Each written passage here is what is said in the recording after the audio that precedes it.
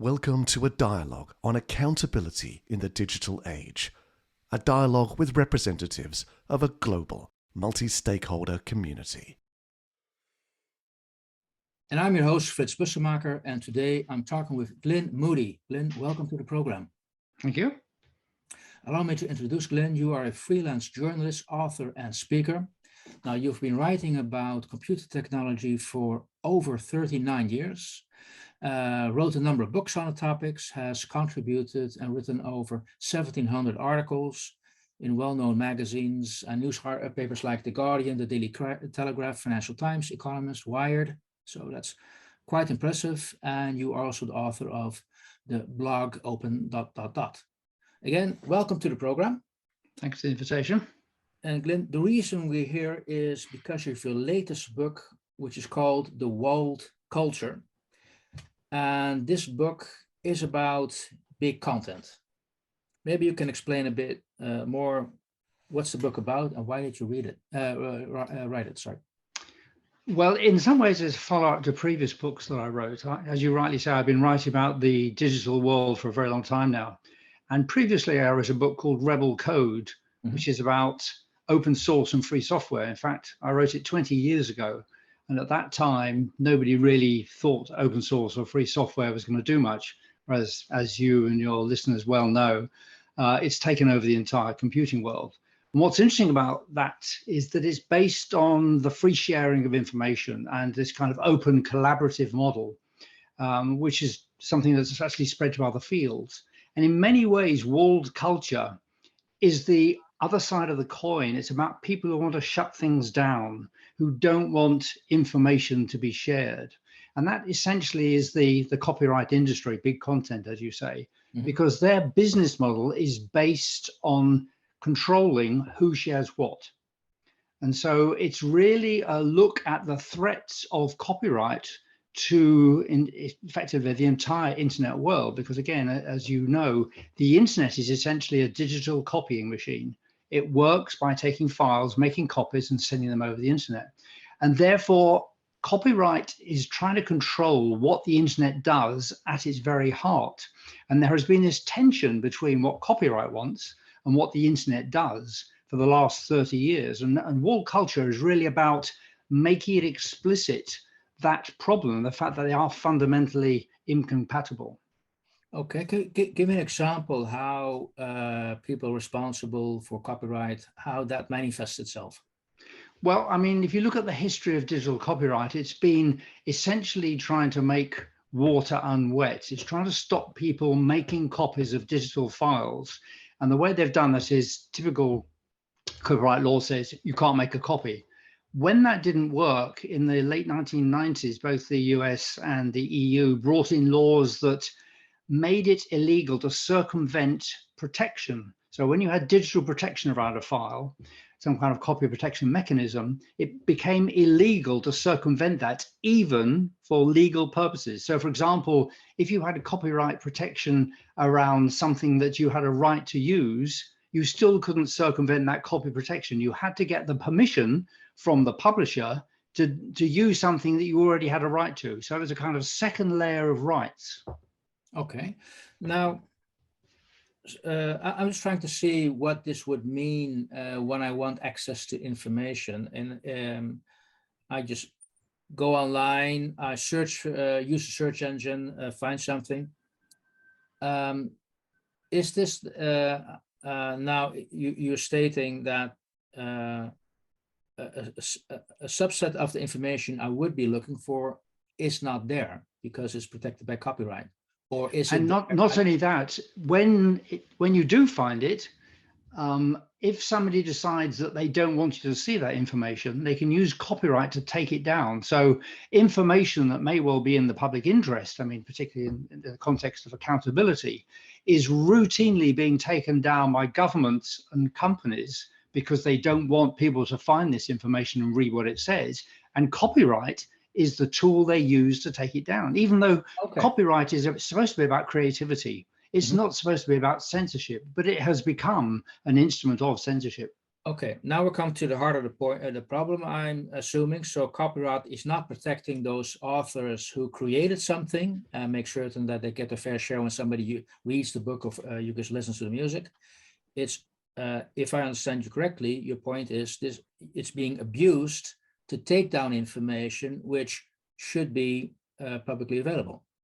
Yes, that's right. I mean, there's sort of a whole range of material that is being affected. So you might have, for example, government documents that show, maladministration, and you might find corruption within companies, and a whistleblower might place these online. And according to the law, the copyright of those documents would be with the government or with the company, and they can use these very stringent copyright laws to demand that they're taken down. And basically the internet companies have to comply with that. So it's a very powerful weapon, which we've seen deployed a lot. But there's a more general sense in which copyright is used to restrict the flow of information, because, for example, in the academic publishing industry, this is research, the vast majority of which you and I pay for. I mean, it's mostly tax funded, the research in universities. And therefore, you might think we should have access to the results of that research because we pay for it. So it'd be quite nice if we could see it. But the academic publishing industry has grown up into an immensely profitable sector. Some companies have 35%, 40% profit margins, effectively selling back to us access to the information that we paid for. So there's two kinds of abuses going on there, really. Okay. Are you able to, or are you willing to share, you could say, a little bit more concrete, the type of industries? I mean, is this, are we talking about governments taking it down, commercial organizations? Who are these people who are, or organizations who are making, or abusing the copyright law? Yeah, it's basically anyone who has something to hide that has been exposed typically by whistleblowers. I mean, as we've seen over the years, the whistleblowing has become a hugely important way of finding out about the banking sector, the finance sector. And typically, copyright is used to try to get those documents taken down. When they appear on major services, the lawyers are deployed and they invoke copyright. They don't, there's nothing else they can really complain about, but they say, this is copyright material, you have no right to actually distribute it. It's against the law, take it down. And so that's become quite a common tactic. And this actually reminds me of why the Institute for Accountability was founded. Is one of the main reasons was also the right to be forgotten, the European GDPR law, where people can make use of that law, and organizations in general, to take down something with if it's abusing that power, if it's incorrect information. Sorry. Yeah. So it seems like we have two situations. One, you can GDPR, you're taking it down rightfully because it's incorrect, and one, you are taking it down because you want to hide something. But could also the GDPR be used to also take down something you feel should not be on the internet? Have you seen examples of that as well? I mean, as you know, the GDPR is still quite young law, and therefore I think the contours of that law are still being defined. And I don't think it's clear yet to what extent, it can be abused and is abused. But I think there's certainly the potential there, because in the same way that people invoke copyright and therefore companies get nervous, similarly, because the fines for the GDPR, as you know, can be pretty massive, as soon as a lawyer starts invoking GDPR, then obviously a company tends to err on the side of caution. And I think that's part of the problem, particularly with copyright, is that the fines potentially are really quite large because they were designed for a pre-internet age. So copyright law is essentially designed for combating criminal piracy. In other words, where you have, the mafia or someone similar carrying out piracy on a massive scale, like millions of copies, and making millions of euros profit. It's not designed for A, you and me when we upload a picture that somebody objects to, or B, when a whistleblower uploads a document which has nothing to do with financial rewards, but is about accountability and access to information. Okay. Now, who is your designated audience? Who do you want to read this book? Well, it's very interesting that if you stop someone in the street and say, what do you think about copyright? They will almost certainly say, yeah, I think it's great. I think, artists should be protected. And Yeah. of course, we all agree with that. The problem is copyright doesn't do that. If you look at the figures, and I quote a number in the book, the actual sort of average earnings for writers and musicians is appalling. I mean, it's less than the kind of average earnings of people in other industries. And very often it's almost starvation wages, why people take side jobs. And so copyright isn't doing what it should be doing. So what I would like is for people who think copyright is an unbounded good and is just there to protect the artists, are made aware that in fact it's not doing what it claims to do, as in reward artists fairly, but it is also harming the internet in the ways we've just described, in terms of taking down information that we would like to see, or indeed, we've paid for. So there are the two sides to the problem, really. Okay, I understand that, but coming back to the question, is this a book for the general public, or is this a book for specialists? If so, who would you go to first? So, hey, please take a note of this. Okay, so I suppose it's for the intelligent public, in the sense that my books aren't easy. I do demand that people think, and I do throw a lot of information at them. But I suppose a typical audience would be young people who use the internet, because they really understand the power of the internet, and they also already understand the threats to it. And it's very interesting how, as I describe in the book, there have been a number of instances in which young people have taken to the streets. One was the Stop Online Piracy Act of 10 years ago, which the US is going to bring. And the other one is the ACTA, Anti-Counterfeiting Trade Agreement, which a few years back the European Union was going to bring in. And literally hundreds of thousands of mostly young people took to the streets because they understood they were threats, these two particular proposals, threats to the internet. So they already understand that the internet obviously is central to their lives and is threatened by what seem to be really quite obscure bits of law, one about piracy and one about trade agreements. But embedded within them were very strong copyright proposals, which would have done many of the things that I was describing before in terms of limiting the access to knowledge and causing things to be taken down. So young people in particular, I think, are a very important audience for this book. Okay, and how about WIPO? Would they be interested in this book? Well, I would love them to consider some of the issues. I mean, part of the problem is that being an organization about intellectual property, they have a vested interest in supporting that idea. Whereas what I'm saying in this is that there are problems with copyright. And I don't know how honest they would be in accepting that. I'm sure some would do, but I'm sure many would think, well, our job is to defend copyright. Why should we listen to you? And I think that's part of the problem, that there are a lot of people who earn a nice living defending copyright. And so I don't see myself as addressing them, because I think it's probably unreasonable to expect them to have a Damascene conversion and say, you're right, I've wasted my life, I shouldn't really be defending this. Yes. Okay, now, but is the heart of the book about, you could say, the abuse the copyright law brings, or the fact that because we've gone digital, the whole copyright law as we know it needs to be updated into this digital age? Yes to both of those. Everything derives from the fact that copyright was drawn up, first of all, in 1710 by the Statute of Anne in England. And it is about an analog world where it's hard to make copies. When you move to a digital world where it's trivially easy to make copies, it's no wonder that you have problems. And the central problem is that the lawmakers haven't understood this. They are still making copyright law as if it were an analog world. That leads to the abuses that we've talked about.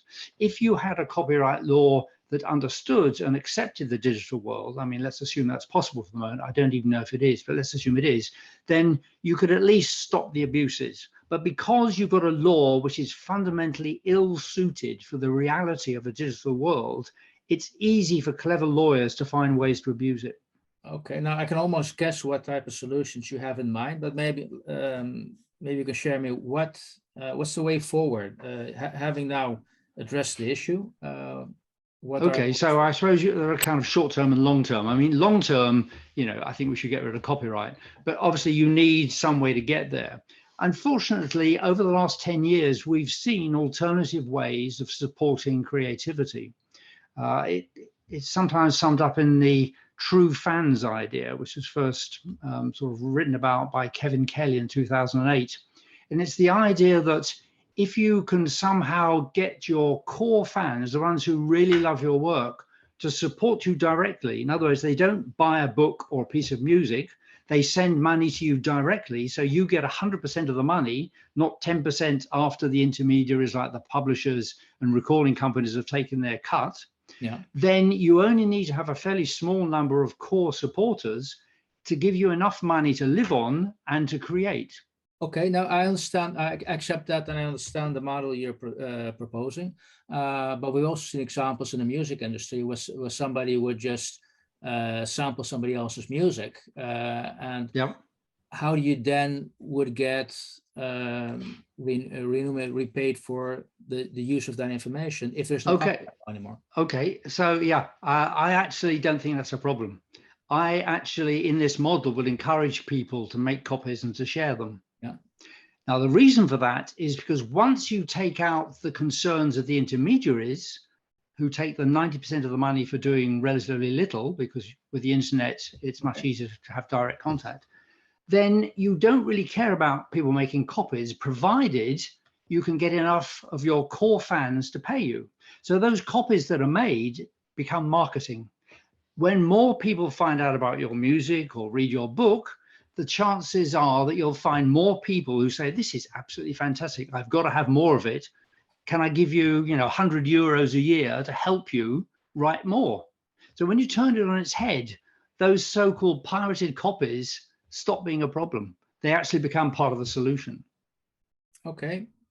For me, it feels like we're still a long way before we've changed that thinking in people, because we still live in this, you could say, world where unique value propositions are so important and key. So it's mine. Mm-hmm. Absolutely. But it's already, I mean, and you can see that through the rise of platforms like crowdfunding, Patreon. Yeah. These it's already a big market. In the book, I noted that it's estimated that collectively they're doing about $17 billion a year, those crowdfunding platforms, and it's estimated to rise to 43 billion in a few years' time. This is a lot of money. And when you think that that money goes directly to the artists, then that's equivalent to like 10 times that in terms of the revenue of the intermediaries, because the artists only get 5 to 10% of that revenue. So that a smaller crowdfunding market equates to a much bigger intermediary market. So you're right, there's still a lot of this ownership mentality that it's mine and nobody must take it. But I think that there is some understanding, not least amongst young people, who are the ones that tend to use these platforms, that if they support the artists they love, they can get a direct connection and a direct benefit. Okay. I see and follow your argument, Guy, so thank you for sharing that. At least the positive side is you have defined a 21st century solution for a 21st century issue. Basically, you see the solution in this digital technology issue is using digital technology to solve it. That's right. Basically, the problem arises from the internet, but I think the solution is the internet too, because the internet allows artists to connect directly with their fans, and it allows the fans to send money to the artists very easily. So you're actually, it's the old disintermediation argument. Okay, and what can we do about the situation where to date information is brought down, which whistleblowers or somebody else puts up there, then abusing the copyright law? To address that, I mean, I think what is beginning to happen is that whistleblowing protection laws are coming through. And I think that's really important because it recognizes that some information should be out there and that it shouldn't be brought down using copyright. So I think we've got to say copyright cannot be invoked as a way to take down the things that are actually good for society to know. And that would also be quite good, because at the moment there's this idea that copyright is sacred, that copyright is such a good thing for society that it must never be broken. A good example of that, for example, is the Marrakesh Treaty, which is a treaty which allows the visually impaired to take copyright materials, written materials, and convert them into a form that they can use, like Braille or other kinds of technologies. And for 30 years, the copyright industry blocked that treaty because they said, we can't do this because it would represent a weakening of copyright. And copyright is so important, it actually is more important than the visually impaired being able to read. I mean, you know, that's just outrageous. And I think there's still this mentality in many quarters that copyright is so good and so important, it must never be touched. So if you bring in laws about whistleblowing and say, well, actually, no, whistleblowing is more important than copyright, it begins to break this wall, the walled culture, the idea that copyright is sacred and must never, ever be weakened. Because it's one of the interesting things. If you look at the history of copyright, it only ever gets stronger. It started out in 1710, lasting for 14 years with a 14-year extension. And then over the centuries, it's gone up today to being life plus 70 years, which is more like 140 years. And it's whenever you suggest weakening copyright, the entire copyright industry loses its mind. I mean, there is no sense of balance in copyright. It's always in favor of the companies, because they always invoke the artist, but the artists never actually see any benefit. So we need to change this idea that copyright is sacrosanct. And I think whistleblowing laws are a good example of how to do that. Okay, well, you gave the audience something to think about, in the sense that, hey, what's copyright today and what it could be tomorrow? And there's some examples of how it's being abused in this digital age. And I appreciate you sharing that information, because it does show that it is being abused, if I understand you correctly, to avoid people to be held accountable by certainly taking away information. That's where I very much touch on what our institute is about. So, Glyn, I really want to thank you for giving that insight, and give us a little bit of insight in copyright in the digital age. Well, thanks for your interest. Thank you so much. Pleasure.